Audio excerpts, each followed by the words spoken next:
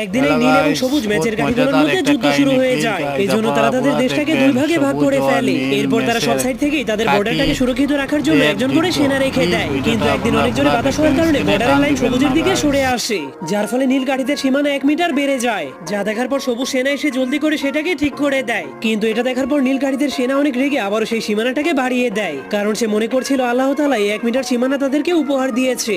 এজন্য সে অনেক রেগে সেই সীমানাটাকে নেওয়ার জন্য সবুজ কাঠিটার সাথে লড়াই করতে করতে তার কোমর ভেঙে দেয়, যার কারণে সবুজ কাঠিটা নিজের জীবন বাঁচানোর জন্য হামাগুড়ি দিয়ে সেখান থেকে পালাতে শুরু করে দেয়। তখন এই সুযোগটাকে কাজে লাগিয়ে নীল কাঠিটা তাদের সীমানাকে আরো 3 মিটার বাড়িয়ে দেয়। ঠিক তখনই সবুজ সেনাবাহিনীরা এসে তাকে মেরে ফেলে। এরপর নিজেদের সীমানাকে 20 মিটার বাড়িয়ে দেয়। এজন্য নীল সেনাবাহিনীর অনেক বড় একটা দল এসে তাদের উপর আক্রমণ করে দেয়, যার ফলে তাদের দুই দলের মধ্যে ভয়ঙ্কর একটা যুদ্ধ শুরু হয়ে যায়। ঠিক তখন একটা নীল সৈনিক ভয়ঙ্কর একটা মেশিন গান দিয়ে তাদেরকে উড়িয়ে দিতে শুরু করে।